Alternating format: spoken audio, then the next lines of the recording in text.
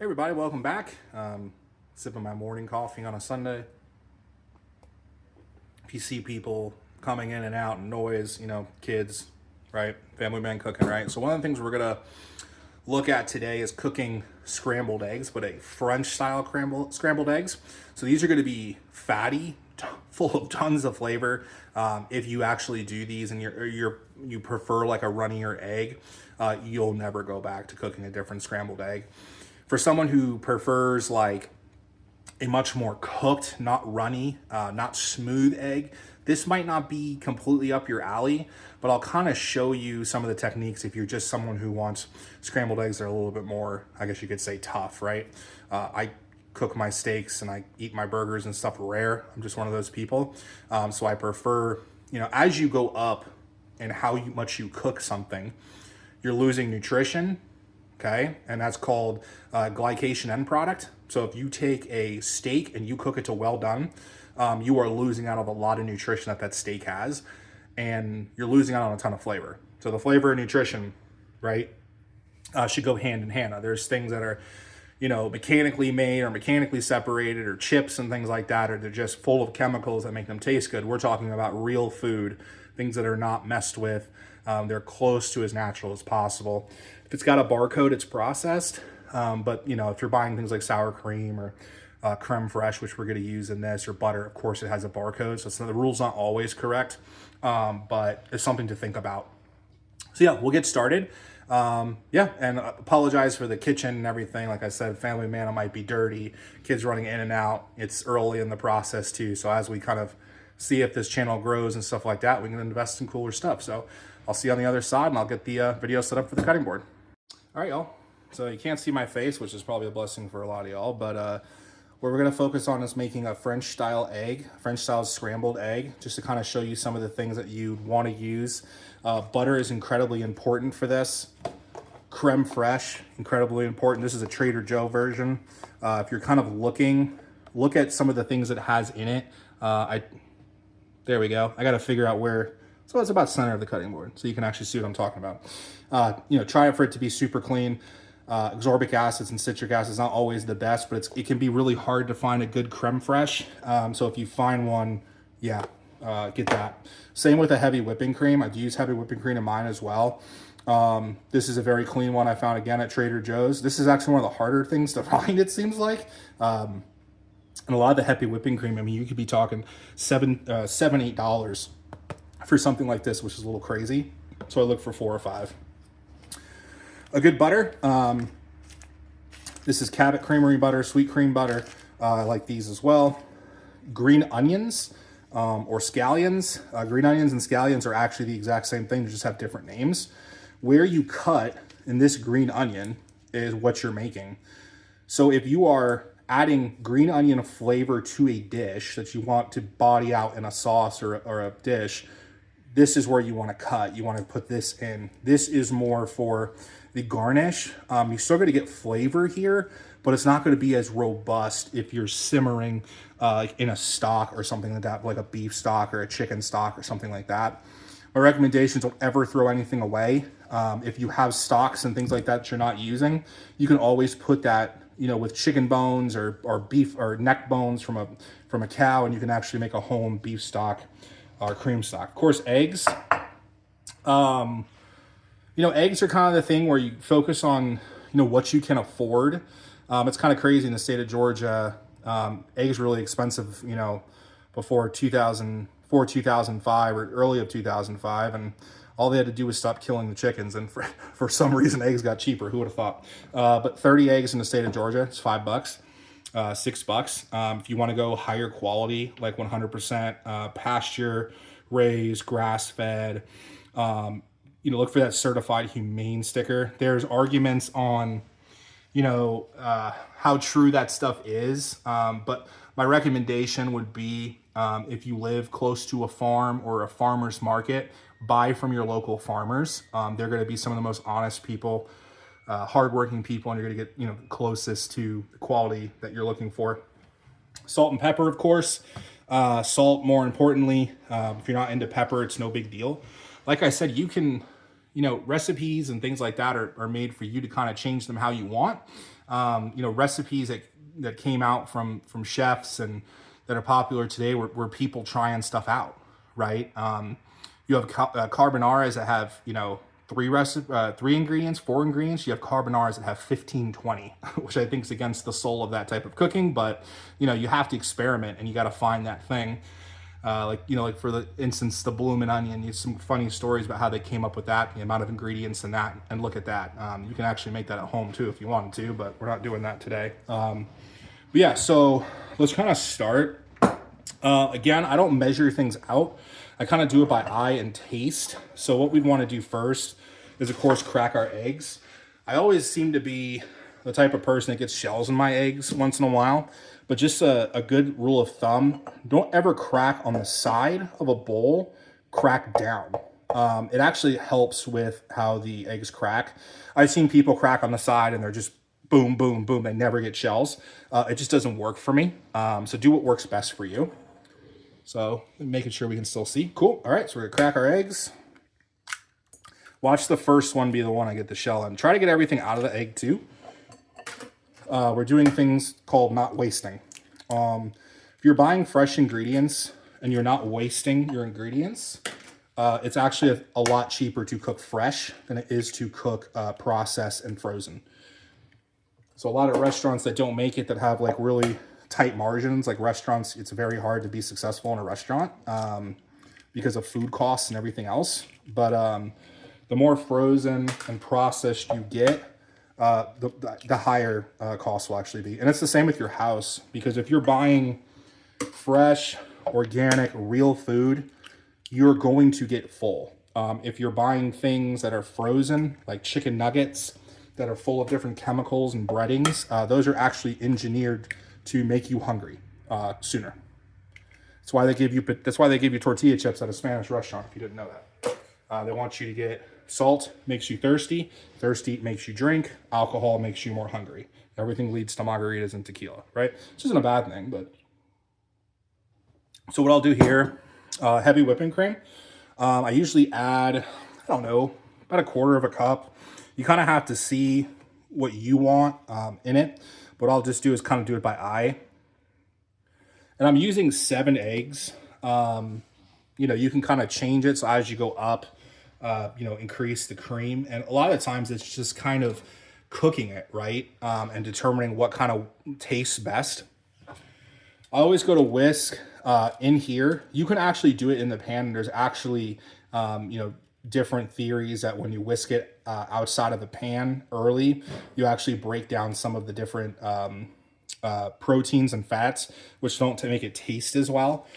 We'll just get a stick with this. So what I'll do is just whisk my eggs. And what you're doing is just making sure that the yolk and the egg white part, right, is combining together smoothly. So when I see people garnish or they're cutting things at different sizes, you are changing the flavor of something for somebody else that might be different, right? You ever gotten that like sauce that you get like this big piece of garlic, which I actually would love. And you're like, man, that was a big piece of garlic. And they're like, oh, I don't know what you're talking about. I don't taste that. Or you eat something that's like really hot in one spot. Oh my God, this is so hot. Then you take 3 or 4 more bites and it's not hot anymore. That's what that is. So just whisking it through. Don't gotta get crazy. The more you whisk it, of course, you're going to change the chemical structure of it, so you don't want to get too crazy. All right, and just make sure you kind of get everything in there as possible. You can add salt to this level. I don't. I actually will do it in the pan and kind of taste it throughout. But yeah, so we have our eggs that are done. This was just kind of storing my eggs. So I'll kind of move these. Next to your green onions, this is going to be your garnish. This is not actually going to go in early. This is going to be for later. So I'll just use a towel to wipe off my cutting board. Always put a cutting towel under your cutting board as well. This will stop it from sliding, which can be dangerous as well, or just a whole bunch of stuff right on the floor. So I just kind of look at trying to line my green onions up. So I'll kind of cut, a little bit off the side there. People make jokes about don't cut dinosaurs like big ones. Oops, sorry. But, you know, do what's best for you. And like I said, we don't cut like this. We cut like this. So the blade should actually be against my knuckle, right? And it's a lot less likely to cut myself. You'll see me mess up as well. I'm not like by any means amazing with a knife, but I try, right? So I'll just kind of cut about this size. I already missed one. And take your time, right? Like if you don't got to rush. You'll see people rushing, right? But you know, you're better to slow down than cut yourself. So this is probably as low as I want to go, because as we get to the whiter part of the onion, like I said, it's going to add a flavor that we want in stocks, and this is much harder than something like this that will actually be like a lot softer in your eggs. Don't waste your stuff as well. Use it for a stock. You can kind of use a knife to pick it up. This is, I just use a smaller knife for this. Should be fine using a chef's knife to cook it. Like I said, so yeah, we have our green onions, have our eggs, our creme fraiche, our salt and pepper, and then our butter. What I recommend with butter is don't keep it a big chunk. Cut it into small pieces, okay? So what I'll do here is I'm going to cut this into smaller pieces, which will do better in just, you know, kind of going through the meal and making sure that everything has a good piece of good flavor. I want to say it's like 2 tablespoons or something for butter in this recipe. Do what works best for you. Maybe I'm wrong too. Is that too much? I don't remember. Like I said, I do it by eye. You're going to be like, dude, this is a lot of butter. Okay, well, you know, French people cook with a lot of butter. They cook with a lot of fat. They're some of the most healthiest people. Do not be afraid of butter, please. It's great. Again, this is not medical advice, so don't listen to me on that side. So what I'll do is I'll probably just throw the butter in this real quick, just so I don't got to dirty more stuff. I try not to dirty more pans than I need to. For this, I'm going to use more of like a pot. I just kind of prefer this when I'm doing scrambled eggs. It just doesn't splatter all over the place. I like the enamel material for this. You can use a non-stick. Cast irons or like a Marvel carbon steel is going to get to a temperature that's much, much higher, much quicker. If you ever have that smell in your kitchen, or you go somewhere and the eggs are like super like hard and they're not smooth, that's either they cooked them too long or they cooked them at too high of a temperature. If your eggs are turning brown, that's usually not a good sign.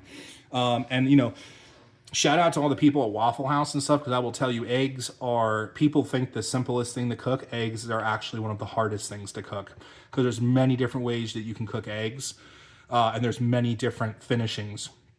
So if you prefer like a runny yolk or a very hard yolk, you know, that you should put care into every way you cook an egg. So yes, cooking eggs is one of the things that a lot of people have an issue with. They're like, oh, that's so easy. It's not. Learning how to cook eggs honestly should be like one of the first things outside of, like, you know, if you're cooking in a restaurant, being a dishwasher for 6 months, or being you know, someone that just does prep. You have to learn the basics and the basics of the kitchen to kind of work your way up. So all right, so I'm gonna stop the video and kind of move over to the cooking area. Like I said, this is a new channel, so I don't have all the equipment I want, but yeah, I'm gonna move the tripod and everything, get it over the stove so you can actually see as I cook, and I'll kind of talk through it as well. All right, so I'm set back up. This is my cooking surface I'm gonna use. Sorry, it's a little dirty. Like I said, there's family man, only so much time in the day, right? I'm a gas top. You can do this on any surface, doesn't really matter. You can actually even do it on a campfire if you wanted to. The only problem is it's a lot harder to control temperature at a campfire. Excuse me real quick. I had to get my coffee. Always put your fan on if you have one, if you're cooking something like a high temperature. So this is my fan. I'm not going to turn it on just because it's going to make a little bit too much noise, and I'm not cooking anything crazy today. So that's fine.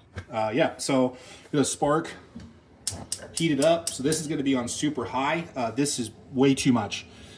People, like, bring your pans up slowly when it comes to heat.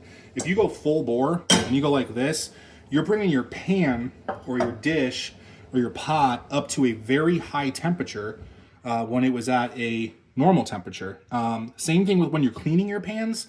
If you take a pan, let me actually move this a tad. I'm sorry. That actually does work.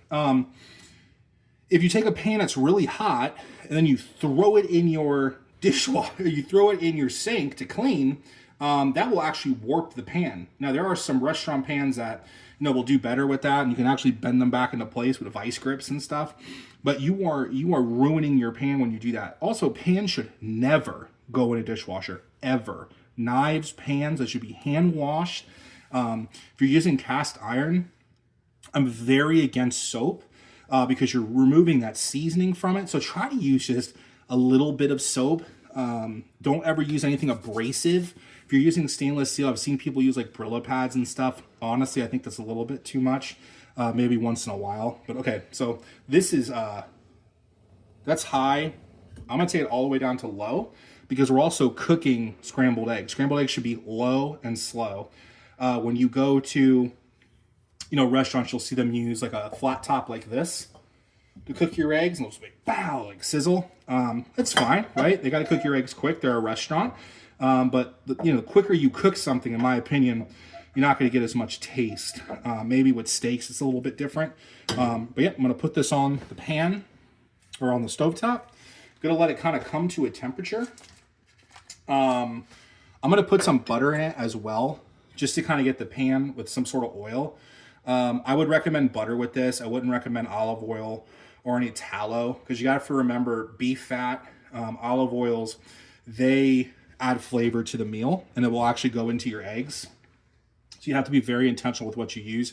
Highly recommend no canola oil, no soybean oils, no hemp seed oils, just no seed oils. They're very bad for you. It's usually what is deep fried in a lot of kitchens. You'll notice when you go to kitchens that use like 100% beef tallow to do their fries, or like a steak and shake, or you go to like maybe a McDonald's that uses canola oil or some sort of vegetable oil. I don't know what they use, so I apologize if they don't use that.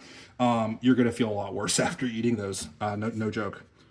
So I'll just take a little bit of butter, just throw it in. Like I said, you want that butter to kind of start to melt. I usually just move the butter around just a little bit. You don't have to. You can just move the pan up and down. Some things to keep in mind when you're cooking as well. Every time you take this off, you're making the process longer, right? But this is actually going to be a very important part of what we're doing here. So it's no big deal that I'm going to do that. But it's a good way. So like if you have your grill on low or medium and you're starting to see things starting to stick, which you'll kind of see in this video, remove it from the pan. Give the time for the pan to cool down, and you'll actually see everything start coming off the pan. But this is naturally non-stick if you take care of it with just a much better material. So I'm going to kind of let that go. Like I said, low and slow, right? Don't rush things. If you start getting into things like sous videing, sous videing a steak can sometimes, you could be upwards of 48 hours, even more. You're like, Joe, I'm not waiting 48 hours to cook, but you'd be surprised some of the flavors you can get in a sous vide. Sous vide's great too if you don't have tons of real estate, or you're experimenting. This is a sous vide pressure cooker, or not pressure cooker. This is a sous vide cooker by Anava, I think that's how you say it. You can just put this in a pot, and it will keep the temperature a certain way. And you actually use bags to put your food in. And you actually like airtight seal it. You can buy airtight sealers, or you can actually do it yourself, which I can kind of show you in another video how to do that. Then of course they make cooking containers for these, but it's perfectly fine in a big pot as a starting, because all of us don't have gobs of money, right? Yep. So butter's starting to melt. I'm gonna turn it just up a little bit. I like to see a little bit of smoke before I throw something in. But butter, you'll actually see your butter start to get dark. That means that the butter's, is getting past its burn point or smoke point. So what I'll do is I will put my eggs and heavy cream in.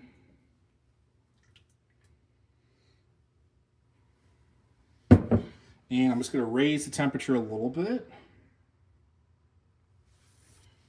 And some of the things you want to, so when we have things kind of set up, I don't know if you can kind of see it, but here, my creme fraiche, I don't portion stuff out so much just because I'm more of a by sight person. That is called mise en place. So that is getting all of your stuff in a spot that you're going to be cooking and measured and prepared. So like when a dinner rush comes in, they call it, you've done your mise. You're all set up. So what I'll do is just kind of use a wooden spoon just to kind of move it around a little bit. There's arguments about how much you should do this. Like I said, we're not Michelin star, Rosette Stone chefs, so it's perfectly fine. What I'm trying to do is just make sure that this is not sticking and getting burned. You can get like a little spatula holder to kind of hold your spatula. I actually have something like that. I actually found this lady at a farmer's market in Newnan, Georgia, who made some awesome pottery, and we've purchased some stuff from her. I think that's where it's from. So I'll leave that there. Grab yourself a towel. If you got one, I've already lost my towel. There it is. This is good for cleaning up messes, clean up as you go. Very important in a kitchen and in your home, right? Because you'll start getting oils and stuff kind of sticking to your walls. I'll take it off for a little bit. Make sure it's not sticking. It's not cooking as quick as I want, so I'll just move up the temperature a little bit. And this is just all, like I said, it's about testing things out and seeing how things go. It's not always one size fits all. So I'll get my salt and my pepper. I'll probably add a little bit of salt just to kind of get it going. That I just use a salt, grinder with a real salt. This is what I'm using. It's Redmond's real salt. This stuff is absolutely fantastic. Tons of flavor, keeps its nutrition. So yeah, it's kind of speeding up a little bit, but I'm gonna move it around a little bit more. Okay, still kind of got like a soup structure in a way. And you have to understand, like when you're cooking with a lot of fat, like you have all this butter and you have this creme fraiche you're gonna add at the end, and the already butter you put in it, it's gonna be runny. That's where all the flavored butter and fat is. That's like when you're eating a juicy burger and all that stuff falls onto your hands and on the plate. That is rendered fat, or hopefully not a bad oil they use, but that is fat. Tons of flavor, tons of nutrition. Do not be afraid of fat. You're not afraid of fat here. And just kind of as we're kind of waiting, I'm a big carnivore keto guy. I do fasting. Just over the years, having bad days, drinking when I shouldn't be, stuff like that kind of adds the weight. So this is kind of a part of my journey, is kind of getting to where I've always wanted to get when it comes to my weight. But, you just got to start. I think people a lot of times wait too long to get things going because they're either scared or they feel like they don't have the knowledge or it's too hard. Get out of that mindset. Get in what they call that growth mindset, where it's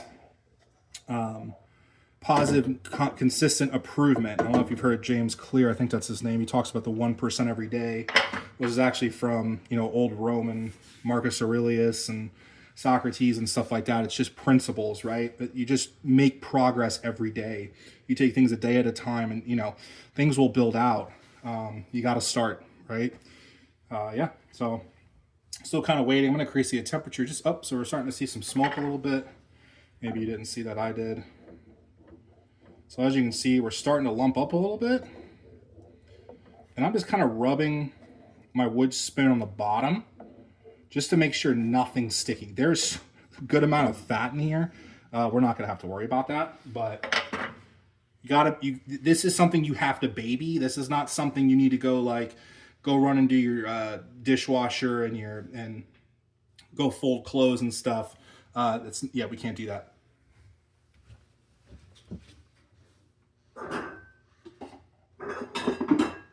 So I'm just getting a bowl or a plate and I'm going to serve it in just so I have it close by. All right, so now you can kind of see it's starting to, might be hard on the bottom, but it's definitely starting to stick. So I'm just taking it off. I'm looking at my sides and see how it's not sticking, right? It's starting to almost come off now. That's because I'm reducing the temperature of the pan. Make the pan work for you, right? You're kind of the, I mean, it's kind of a corny way of saying it, but you're the conductor of this, right? So you're going to set how fast things go, how slow things go, how hot the temperatures get, how low the temperatures get. Songs change. They're not always at the same consistent beat and volume, most of the time at least. So I'm going to get myself a spoon.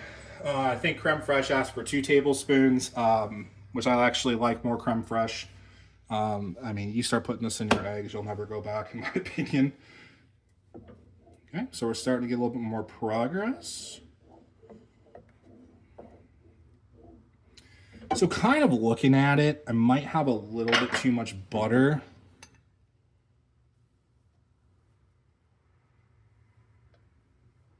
And I accidentally dropped a green onion in there.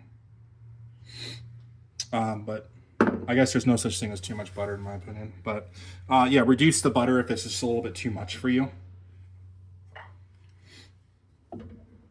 And remember, we're talking about a meal. Okay, so this is 6 eggs.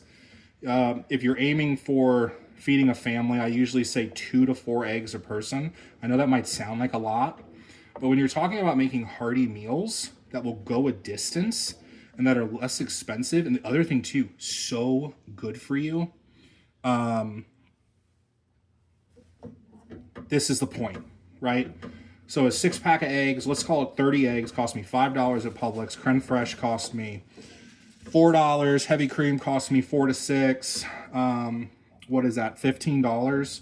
And you're talking about possibly 3 meals, 2 meals for a family of 4 for $13. And you know the better part about it? It's healthy. So all those people telling you can't eat healthy on a low budget, they just don't know. They're just ignorant to it. Or they have some sort of agenda they're trying to pass. All right, so it's starting to smoke a little bit. As we can see, it's starting to take form, right? So I'm just going to reduce it, or take it off the thing, the stovetop. Okay, making sure it's not sticking.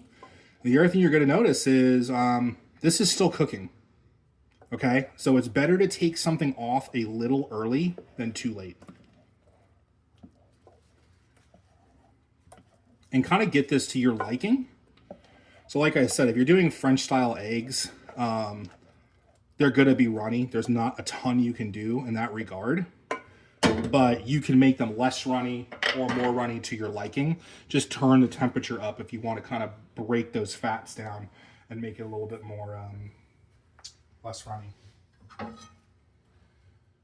This is probably fine where it's at. This is the bowl I'm going to serve in, so I guess I can just put it over here. Oh, let's actually just move this. Okay, so we're starting to get a little bit more. Oh, now you're starting to see, starting to break down, right? Starting to turn into a way more of a solid. So what I'm going to do here, I'm going to reduce my temperature to low, or turn it off completely. I'm going to take my spoon. I'm going to put about, I don't know, about a tablespoon and a half of creme fraiche. I'm going to mix it. And you can actually take this completely off the heat now. Now see, you see any sticking at all. Okay? We're not using metal utensils. We're not using a non-stick in its, natural phrase or saying, right?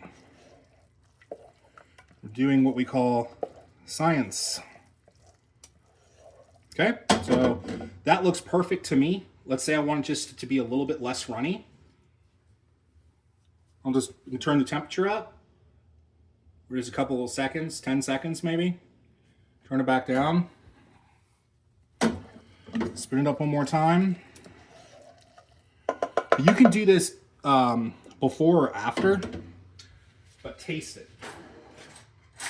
Everything you serve to somebody should be tasted, right? So you can see there's a little bit of creme fraiche. It probably hasn't gotten all the way through yet.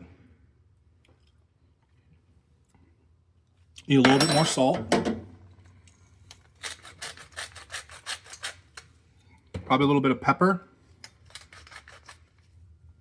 Being mindful that I'm not keeping this on much longer. There we go. That's probably a little bit too done for what you would call a traditional recipe. But it doesn't have to be traditional. It's to your liking, right? So I'm going to put this in my bowl. You can kind of serve this however many ways you want. Now see how I have it in the bowl? What do you think it's doing in this bowl? It's still cooking.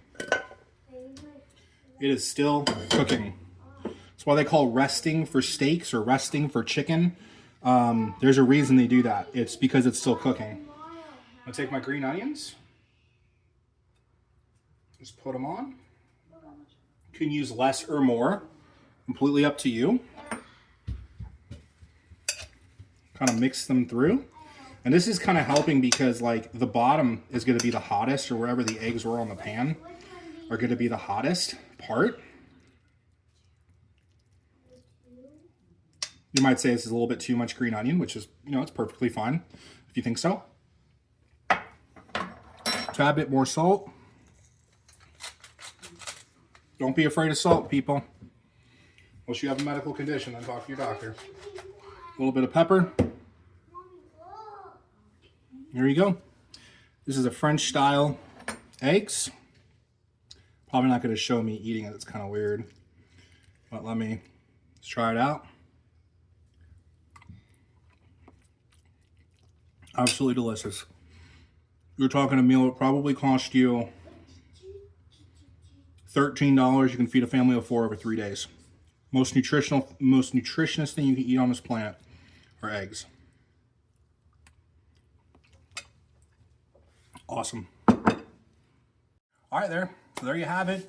French style eggs. You can make it at home. Very easy to do. As you can see, this is you can do this on a beginner level. If you just follow the premise of controlling your heat, taking the pan off or the pot off that you're using when you start to see it stick, and allowing the temperature to drop, which will help make it a little bit more non-stick. Keeping the temperature low and slow, which is very important for eggs like this. If you rush it, you're gonna get that brown, almost like rubbery egg, that smell. I mean, it drives me crazy. Or if you go to like a resort or a buffet, you know, and they have eggs, and like you go to touch them and it's almost like silicone, you know, it's just terrible. So yeah, guys, I hope you enjoyed it.